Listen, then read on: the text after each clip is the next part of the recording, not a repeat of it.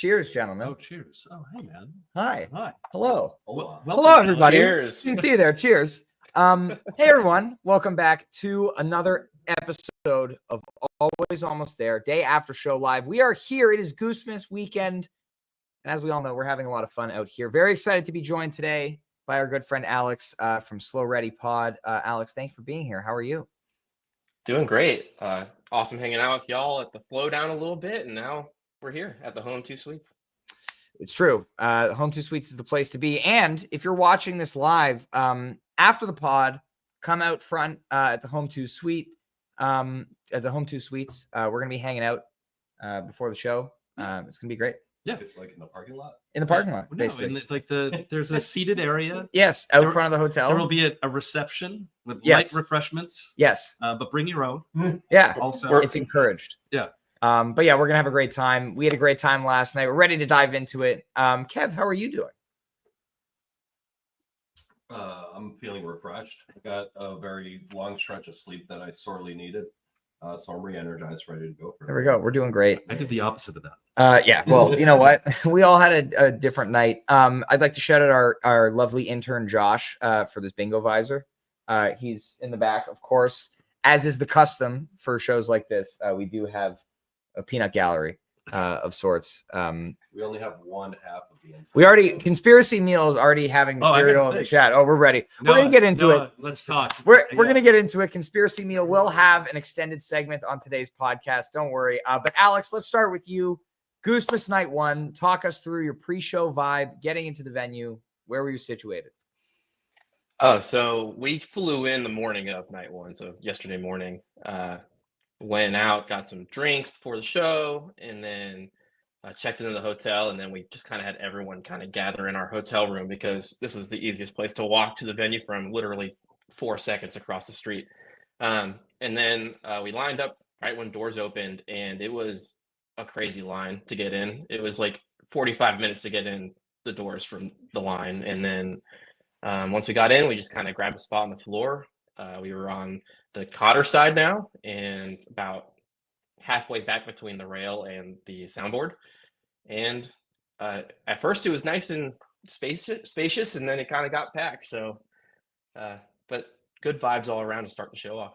Yeah, it was amazing. It's again that feeling of community. Shout out again to Kevin Johnson for helping organize such an amazing Night Zero event on Thursday night, and not just Kevin, but obviously everyone involved. It was so much fun, and Goosemas is like about the shows, but like we were just saying today, like it's also about like everybody's here, and feels like all your friends are around, and it's an amazing weekend for that. So yeah, it was pre-show yesterday, similar thing to you, Alex. We were hanging out here in the hotel with some friends. A lot of people coming in and out. Again, we headed over pretty close to showtime. Very excited to have reserved seats for this one. After last year at Hampton was amazing, but like dealing with the logistics of GA and getting everyone together. But this was good. We were in, three of us were in section 132, so Peter side, like closer to the stage. Really cool viewpoint. We were Peter side, also dunk tank side. Yes, that's true. We were dunk tank side. Did you get splashed? We were unfortunately, we were not close enough to get splashed. But we had a good view of Cam failing to throw a ball, which we will talk about. Just a bit up. That was awful. Blown away. Yeah. But hey, anything else you guys want to add before? I was thinking it was just excitement. We did our bingo tour recap pod at the beginning of the week. If anyone hasn't checked that out, go check it out. We looked back at 2020 bingo tour and kind of, made some predictions on what we were going to maybe be able to expect coming into, this weekend. And I think it's just a lot of excitement. We were excited last night. Definitely excited. Other things that I want to point out coming into the venue, light rig. Yes. Very different. It's square. A whole extra light rig. Yeah. I mean, that thing in the center could just be enough. You don't even need anything on the stage. Yeah. So yeah, Getty had, so all year it's been the 3 squares pretty much. Last night there were 5 over the stage, and he had a giant diamond over the middle of the arena. So think like at MSG, how like, at a fish show, like you have all the extra lights around the Jumbotron. It was like that kind of vibe where just like you have all the stuff happening on the stage, and then he'll just like light you up with like a bright white beam from the middle of the. It was ridiculous. People aren't gonna like that comparison, right? Oh, oops. Shout out to Getty, Spadero, and Tony for absolutely incredible lighting work. We always know every Goosemas, they play the arena. We get the arena size light rig. It's amazing, and they knocked it out of the park for this one. Thank you for pointing that out. Yeah. Well, let's get started. Lucky Lou and the Funky Few come on stage with quite the outfits. But let's go first. First few songs here. Shenanigans, right? They dressed up as their Shenanigans character. I didn't think so. I thought Peter was dressed as George Harrison. I thought that was pretty. Really? Jeff was sent it. Yeah, Jeff- I was getting the George Harrison vibes too. Definitely. Well, you had a good one about Jeff. Connor. Yeah, well, Jeff kind of looked like he was dressing up as Dwayne Betts, but instead looked like Woody from Toy Story. Mustache Wild. Woody, yeah. It was good. Someone said Rick was Bob Seger, I think. Yeah, I think that's fair. Yeah. Fair. I mean, but the most What year important was thing- Hollywood Nights released? I have no idea. Was it 1975? What's the tie-in there? What? 1975? It's all 1975. 1975. Yeah. So anyway, we'll get into it. hold on. We're Before we move way on. all over the place right now. but Trevor's yes. perm. Trevor's perm. Yeah, It's very important. Yes. to talk about this. on point. Alex, what do you think about Trevor's perm? I think it's incredible. I could not believe he got the curls done just for this show. And we need a nickname. Like, we need to decide on what the name is officially, whether Oh, it's that's the Terry Alfredo dread. Oh, All right. man. There it is. You heard it. Yeah, here I first. had a moment during the second set last night where like Trevor was turning around to adjust something on his monitors, and I was like, "Wait, who is that on stage? Are we getting another sit-in?" Like, Yeah. like, oh no, it's Trevor. The hair. Perm and no glasses. Yeah, it was really something. It was really something. So should we talk about the music? Let's talk about the music. Yeah. Alex, let's start with you. First few songs here: "Serious," "Yeti," "Butter Rum." To hear Sirius coming out, that was super unexpected. Being a 90s kid growing up and seeing that be the Bulls song, I just kind of lost my shit immediately. Sports. We are sports. Although it didn't really hit me as hitting the 70s vibe to start, but then I kind of looked back at the history of the song a little bit. I was like, okay, it's a little older than I thought it was. Mhm. But awesome way to start. And then Yeti almost felt like the perfect way to open up a Goosemas, hitting those Goosemas-y references. Kind of a compact version, but nice to see it jammed out a little bit differently than we've gotten with the pumped up kicks in the middle a lot lately. Yeah. They just were hitting that disco style funk early on, 70s vibes all around. And Butter Rum, same thing. A nice little sudden departure from what you'd expect from Butter Rum into more funk. Yeah. And an early example of how in sync this band has gotten lately with just transitioning between Rick and Peter taking lead, like kind of nuts. Yeah, Yeah, I mean that's a good good point on jams that in a way that we wouldn't expect, because I think that's a big theme of last night. I think you're getting songs that have been jamming this year, or we've kind of been like, okay, here's what we can expect when we hear this song. And it felt like last night, this has been my main takeaway from the show. It felt like last night there were a lot of moments where it felt like they were purposely trying to do something different with these songs. And I think it was maybe they took the bingo as an opportunity. It's like, it's going to be random. We don't know when we're going to get these. So let's, do something different with it. But yeah, the rum was really good. Really good. And Neil turned to me, deep in the rum jam when it was like, really going, he was like, this is a couple minutes away from like being a bracket jam. And then 5 seconds later, Rick ripped it back into the song. And so, that ripcord is gruesome. no, and like last night, it was like, man. And then we were listening back to it this morning, and it's bad. Yeah, I mean that jam was so good. I mean they were really onto something there. Yeah. And that Butter Rum, I'm obligated contractually to say. Very good butter It's a rum, very good all butter caps. rum. Yeah. But no, this one was hot. And just a couple more minutes, one like little bit of a turn in the jam and like a little bit more exploration, and like that's what you talk about for a while. Well, and it's these ideas that they're getting into, the way that Peter was playing with the clav in that jam too. It's just, it felt like there was intention behind a lot of the jams last night. Kev, you got anything to add on the? It was a hot rum. I actually went back and listened again today. Really enjoyed it. Yeah, Kev was doing very good pod prep. We walked down the hallway as we got into the hotel a little while ago, and coming from Kev's room, there was 726 at like maximum volume. There you go. He was getting ready. I love it. Yeah, it was great. All right, next up, Arcadia, the King, Turbulence in the Night Race, Silver Rising to end off the first set. Alex, your thoughts? Maybe it's a little hasty because I've only listened back to the show one more time since, but I think this might be the Arcadia of 2024 so far for me. Neil, can we get a woo woo? Oh, like the Hasty Train? Woo! Yes. I mean, I agree with you. We were saying last night this might be the best Arcadia since the Mission. If you stop Bold. and think about it, Yeah, it's not actually that it crazy of a sounds claim. like an incredibly bold statement, and then you look at all of the Arcadias that have happened since the Mission, and you're like, oh, wait a second. Like, Yeah. that actually might be right. Yeah, but Yeah. tell us about your thoughts on this jam. That little descending progression that Peter locked into, and that kind of allowed Rick to take off, just really hit. And I don't know what it was about it, but it just felt like it was adding more emotional flavor than we've gotten out of Arcadias that can get kind of in the same patterns or ideas lately. And then once you think you kind of hit a peak there, Peter hops on the vintage vibe and it gets back into like this like looser, fluidy space to transition into that outro.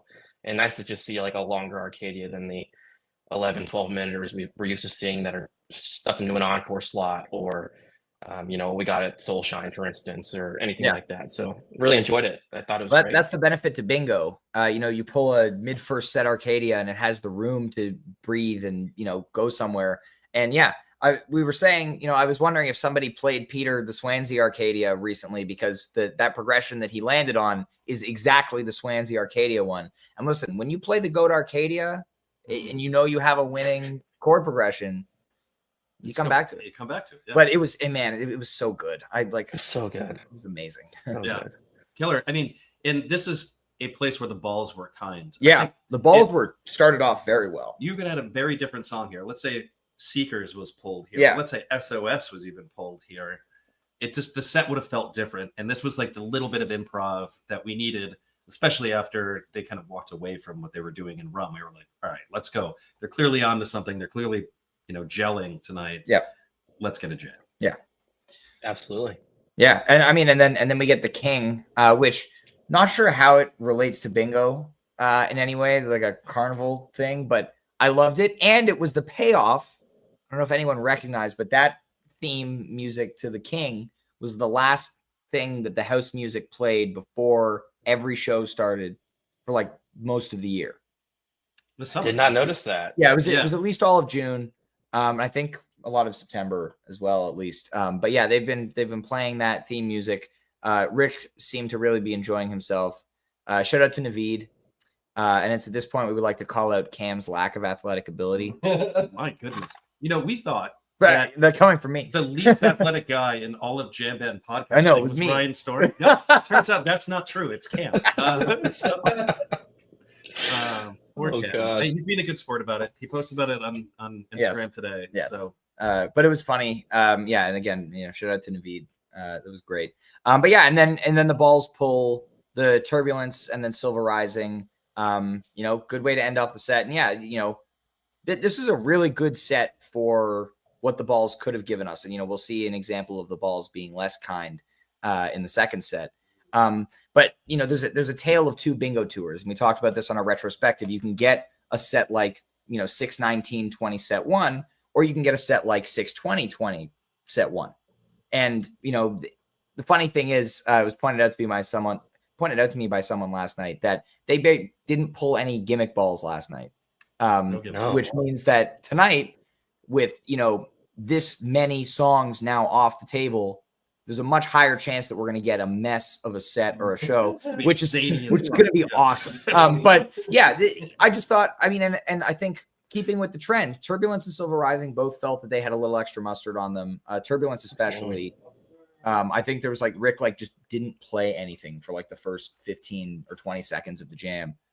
Which is just really good, that quiet part. But yeah, no, great way to end off the first set here. Yeah, the solo on Silver Rising too is extra fiery, ferocious. Yeah, when Matt Campbell's in the crowd and he's watching you play his song, you just got to lock in. Yeah, you lock in. Alex, anything to add on? No, just what you guys said. Extra sauce on everything in set one. I looked down at my watch when they ended Silver Rising, like, holy crap, that was 70 minutes already. It just kind of flew by. Felt short, but a pretty standard length set. Yeah. Well, luckily we had a incredibly long second set to get to. But Alex, how were you feeling at set break last night? Oh, so set break, we had raced immediately to try to go get some water and do the bathroom and all that. And then we got There were back to our lines. spots because it was so crowded down there on the floor. It was like, sorry, friends, we want to see. It's just going to be one of those nights where we're going to try to find our spot again because it takes 20 minutes to get anywhere down on that floor. But it was good. Just very chill. Hung out with our group and speculated on what the hell the bonus balls were going to be that we hadn't seen yet. Right. Which we got a little teaser of in set 2, but otherwise we'll see tonight, hopefully. Yeah, exactly. Yeah, I think, for us, it was like looking for the big jam. It was like, we got tastes in Rome, we got a taste in Arcadia, but it's like, what's the big one going to be? And hopefully we get that in the second set. And so it's, again, really interesting the way it played out here because, they come out for the second set. Hot love to start the second set, which I'm down with. I've been saying to you guys for a while, at least, like, I would love for them to come out for a second set, like hot love into Thatch, hot love into Dripfield, like get us going, nice little 5-minute rocker, and then drop the big jam. And so I was hoping, like, okay, can we pull a big jam? We did not. We pulled Give It Time, which, someone mentioned to me, like, I was talking to them after the show last night, and they were like, Give It Time didn't feel like it hit the same last night. And I think that's because every single version of Give It Time this year has been placed perfectly. Yes. I don't think there's been a single version that has not, like, perfect encore, perfect cool down, perfect first set closer. And this is the first one where it was kind of like Unexpected Give It Time. Yes. Doesn't hit the same. Exactly. And it's still amazing because it's still an amazing song, but it was interesting. I don't know if you felt that way, Alex, about that. Give It Time is my wife's favorite song, so we were pumped. And the ball, when Lucky Lou threw it in the crowd, landed like 2 people in front of us, literally. So the guy was stuffing it in his hoodie the whole night, the giant bingo ball, and dancing around, holding it up during the song. So it was pretty excited crew around our spot. And, the song always hits, but the slotting definitely felt odd, like you guys said, just because it usually is like kind of that pickup going into a big closer or an encore slot or something like that, where it's a nice sing along. And this kind of just felt a little disjointed just because of bingo. Yeah. The balls giveth and the balls taketh away. And then they took away some more by getting Mr. Action next, which is not what you want to see as the third song in the second set when you haven't had a jam yet. It's like, what I was saying, I was like, this is the worst case scenario. Like this is the worst possible set you can get, because at least, like, if you're pulling gimmicks, it's like nonsense, but it's like, this is fun, like this is just like, we're getting a first set. And so really was hopeful that something would come next. And luckily Hunger Sight was pulled. Like the relief that we felt when the Hunger Sight ball came up, we were like, like, we're going to get a jam. Everything's going to be okay. And then they proceed to play like an absolutely insane Hunger Sight. Neil and I, we've gone back and forth on how hasty we want to be about it. But I think we landed on this tentatively being a top 20 jam of the year. That's what it feels like to me. This is like this to me, and I'll hand it over to you in a sec, Alex, but I just want to lead off by saying this to me felt like what Goose has been building towards for the last, 10 to 15 shows. What we saw in November, what we talked about their communication musically and how much more active all of them are being. And I said, like, I don't think the Goose of September could have played that jam. I think that what they have done improvisationally and the leaps forward that they have taken over the course of the November tour and to now, like, you can tell that they've been practicing leading up to Goosemas really hard, because this is even like a huge level above what we heard in November. And that was already like a huge level above what we heard before. And so, like, just all of them being so active and each of them playing so well together, and, like, again, the maturity in the jamming was just incredible. But yeah, Alex, what did you think of this Hunger Sight? Oh, you absolutely nailed it. Like, I was hastily typing up on my notes app in the crowd, just like some thoughts for when we talk today. And the words that came up were just self-aware, introspective, deliberate, slow, sustained crescendo to this jam. And just those sustained runs by Pete that just kind of built, and then Rick just doing this kind of bluesy riffing, and then kind of trading off with Trev, and then they were all kind of just like amorphously just going back and forth between each other. It was just a master class in the full band build. And by the end of it, it's like, you know exactly how you got there, but you're also like, how the hell did we get here? This is incredible. Exactly. I mean, this for me is like the classic Cotter jam, where it kind of starts very quiet, and then slowly builds brick by brick to being this amazing thing at the end that is just massive in sound. But I think for me, the star here was actually Rick's attention to not playing as many notes. Yeah. And so Rick leaving that space open allowed Peter to just absolutely crush it with just textures and sounds, like not ripping solos. Yeah, well, no, Peter like played that. the same 4 notes for like 3 minutes straight. Yep. And it was like the coolest thing ever. Yeah. I was saying to you this morning, the things that he's doing on clav now, like we couldn't have imagined. Like we were saying, like 2021 Goose, Peter was like on clav, like he's, shredding the clav. But like now it's like it's like a subtle layer to this jam that he's doing. And it's incredible. You put it really well. You said it's like the rest of the band finally caught up to Rick, which is just like, Rick is always shredded, right?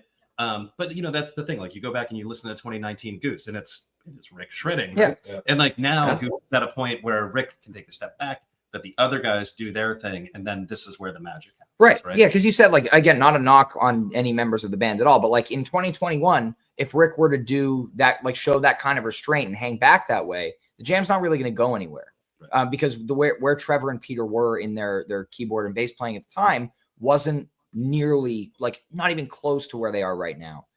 So it is like remarkable to me, just like the fact that they do that jam. Like I think, a year ago, even 6 months ago, playing us that Hunger Site, it would be like, oh my God. Yeah.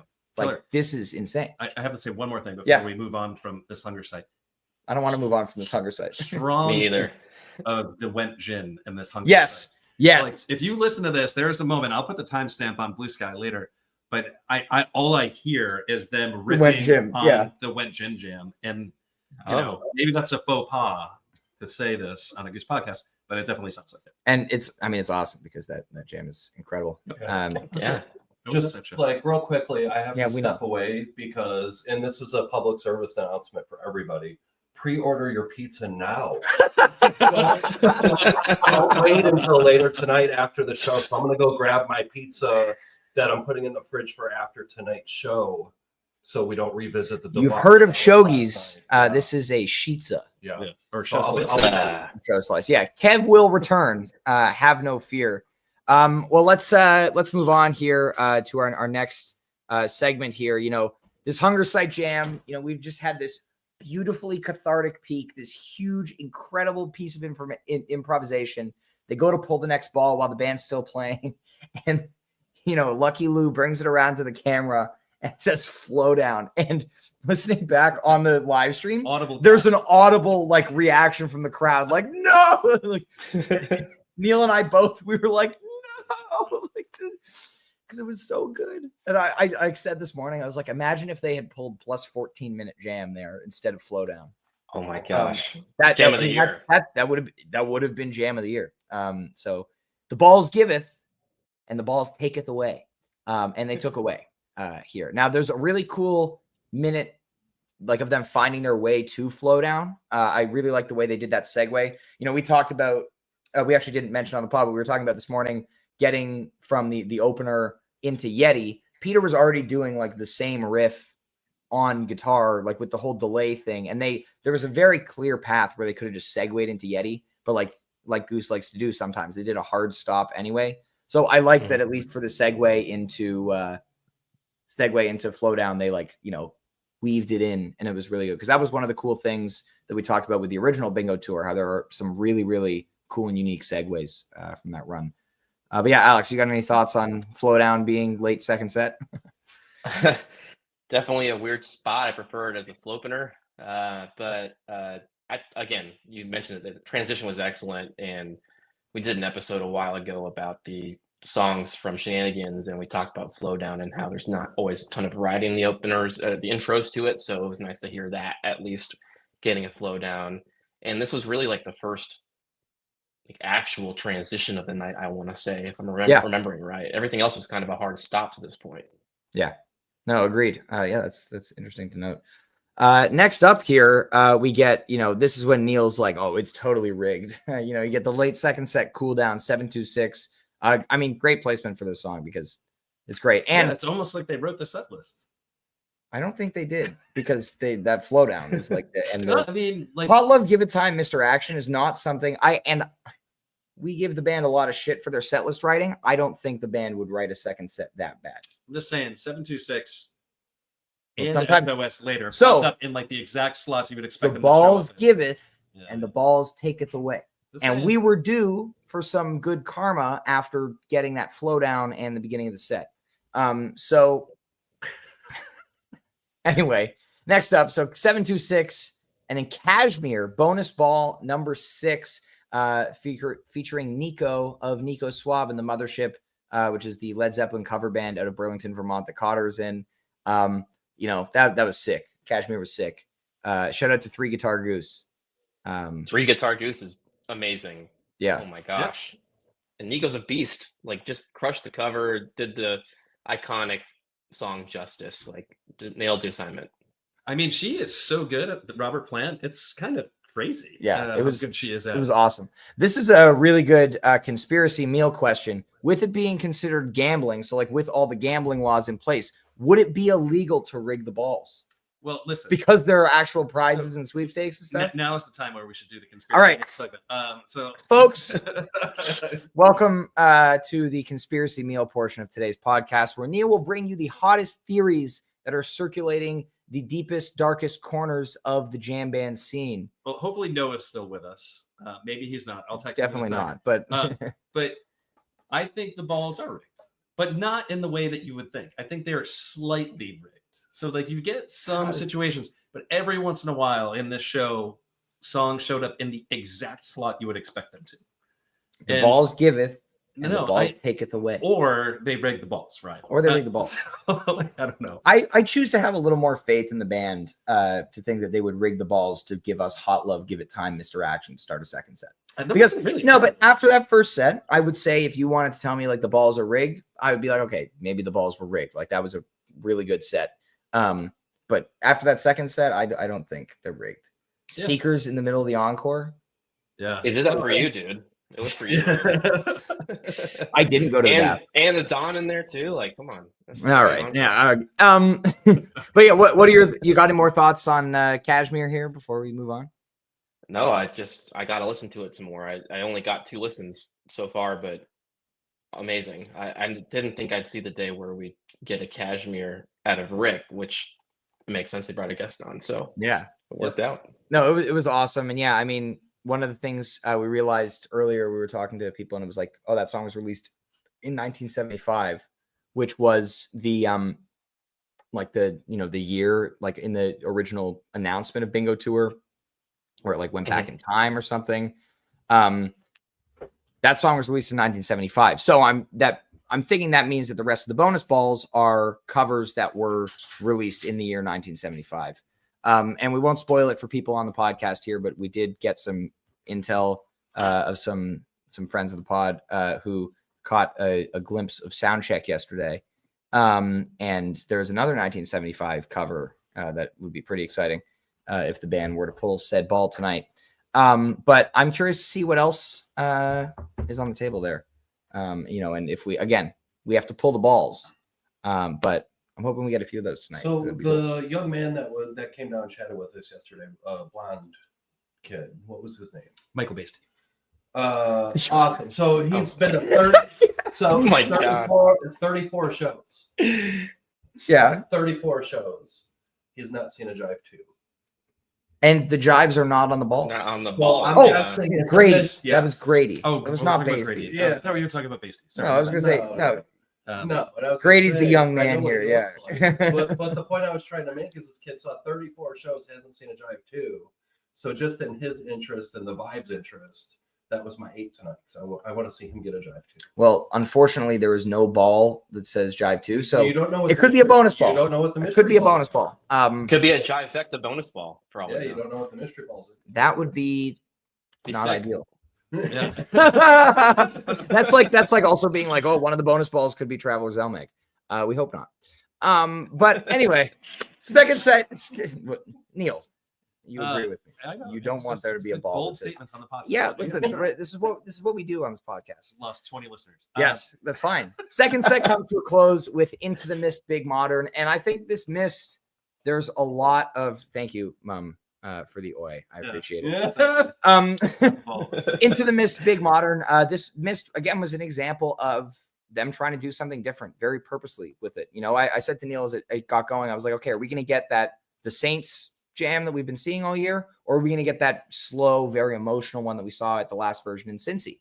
Like, which direction are they going to go? And they kind of started in the faster, more Saintsy thing, but instead of going in that direction that we're used to, it felt that they were trying to do something different, like we heard in the Hunger Site and whatever. But I think that it didn't quite work as well in the Mist as it did the one in some of the other songs earlier. I think it's just like they didn't fully find an idea that they loved. Then they played Hot Tea for a few minutes. Yeah, it's like straight up hot tea. Like it was literally just Hot Tea for a few minutes. Yeah. I was like, great, like you can take that ball out of the thing now. You know, We've already played hot tea. they played Hot Tea. But yeah, what did you think of the Mist here, Alex? I again, typing furiously into my notes app last night, I was like, it seemed like it was going to go into their normal Mist trance for a bit, and then it just kind of had the disco fever take over again, like it has been kind of all night. And Rick started kind of channeling his inner Corey Wong. I felt like it was very like funky rhythm guitar stuff going throughout to take us in a new direction.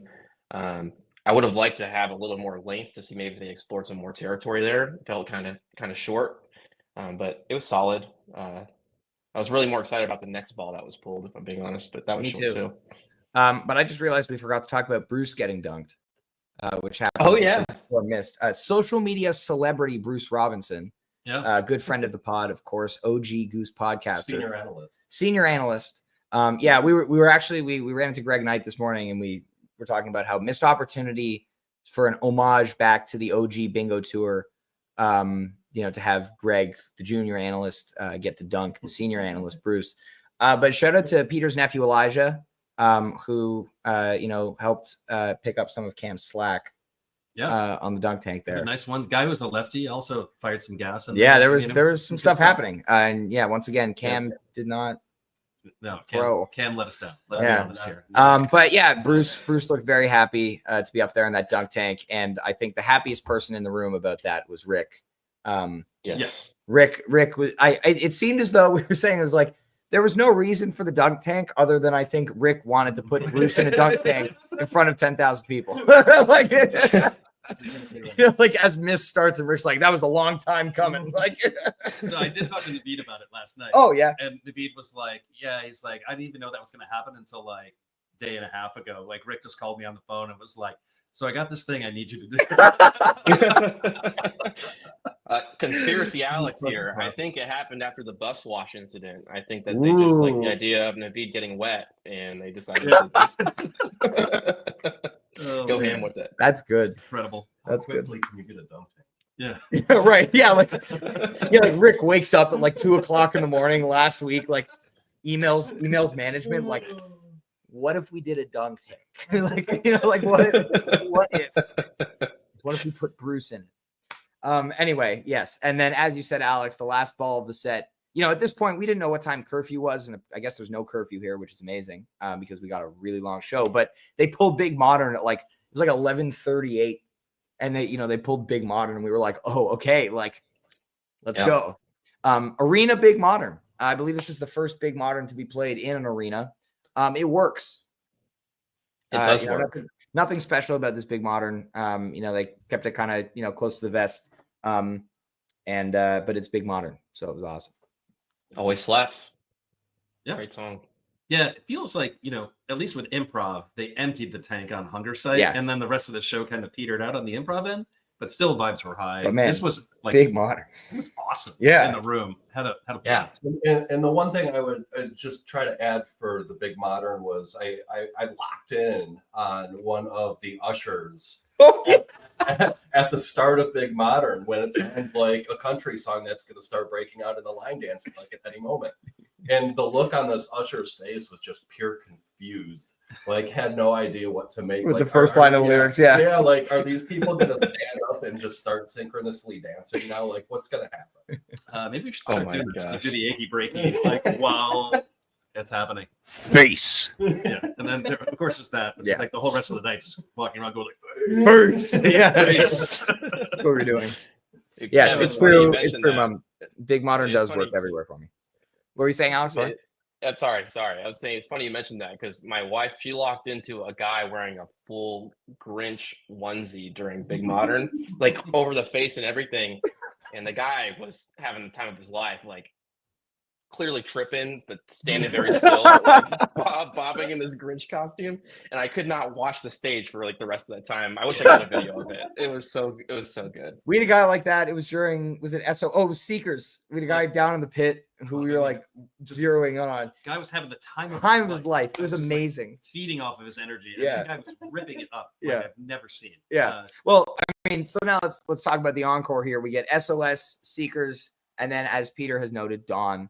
'Cause that's what happened. No, we tried SOS, Seekers, SOS, but no, it was, we defer to the band here. Well, I mean, this is confusing. We should talk about this. Yes, Let's okay. talk this a little bit. Yes. Because really, like, if you're going to note that Dawn as the back end, it was like SOS Dawn, Seekers Dawn. Right, which is why I think it's And so- SOS, Seekers, SOS. Yeah, that's what But- Peter's wrong. I mean, we've come to the conclusion on the podcast. Look at you. This is such growth from you. Yeah. You telling Peter he's wrong. Peter, you hear that? Yeah, I've said it. Neil said you're wrong. I played the fifth. I'm not saying anything. It was really so I'm interested to know the thought process behind pulling it in the middle of Rick's solo in SOS. Like, I would have figured if they were going to do it in the middle of SOS like that, they would play the SOS part and then pull a ball and then do Dawn after. Like, I think that would have made a lot more sense rather than like starting Rick's guitar solo and then petering out into Seekers Yeah. and then coming back to it. Yeah. I think it was one of those things where Well, yeah. they- like, they- imagine they they knew. pulled Yeah. Thatch right there instead of Seekers. Like, that would have been cool. Yeah. But Yeah. as we've said, Alas. the balls giveth And the balls. and the balls taketh away. Alex, anything to add on this encore here? No, very, like I think it was one of those things where they pulled SOS and they knew that was a song that they could close a show with and like end on a high energy note. So then they pulled in the middle like that, and it wasn't Thatch, so it was Seeker. So then they closed with SOS again to make sure that we ended on a high note. But There it you was, solid encore if you like those songs. Yeah. I enjoyed myself, but looking for some more jams hopefully tonight. for the Yeah, encore. and we had over 2 hours of second set and encore, which is amazing. This is one of the longest Goose shows ever. We haven't done a actual timing on it yet, but I think it was up against Cincy Night 2 for the longest Goose show ever. So we'll see. Wow. How long this one ends up being. Tonight. 2 set Goose show. Longest 2. Yeah, sorry, longest two set Goose show. But we'll see what happens tonight.